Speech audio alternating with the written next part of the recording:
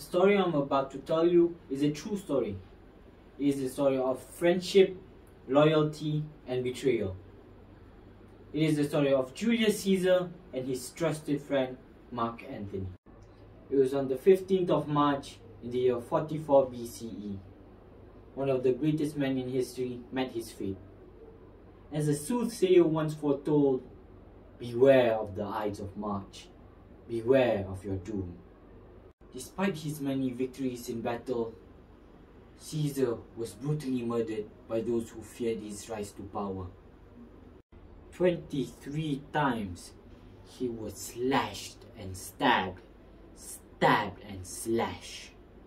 Bloodied and dying, he saw amongst the traitors Marcus Brutus, who he regarded as family. Heartbroken, he uttered his last words. "You too, my son?" On the day of Caesar's funeral, his grieving and angry friend, Mark Antony, stood up in front of the crowd and gave this following speech. "Friends, Romans, countrymen, lend me your ears. I've come to bury Caesar, not to praise him. The evil that men do lives after them. The good is oft interred with their bones.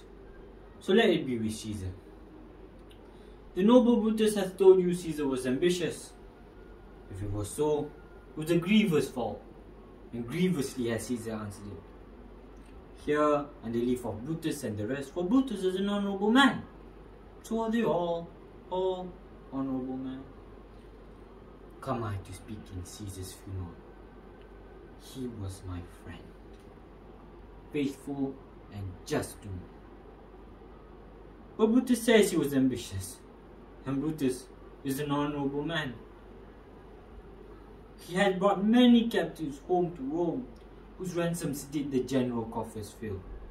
Did this in Caesar seem ambitious? When that the poor have cried, Caesar hath wept. Ambition should be made of sterner stuff. Yet Brutus says he was ambitious, and Brutus is an honourable man. You all did see that on the Lupercal, I thrice presented him a kingly crown, which he did thrice refuse. Was this ambition? Yet Brutus says he was ambitious. And sure, he is an honourable man. I speak not to disprove what Brutus spoke, but here I am to speak what I do know. You all did love him once, not without cause. What cause withholds you now to mourn for him? O judgment, thou hast fled to Brutus' beast, and men have lost their reason. Bear with me. My heart is in the coffin there with Caesar, and I must pause till it comes back to me.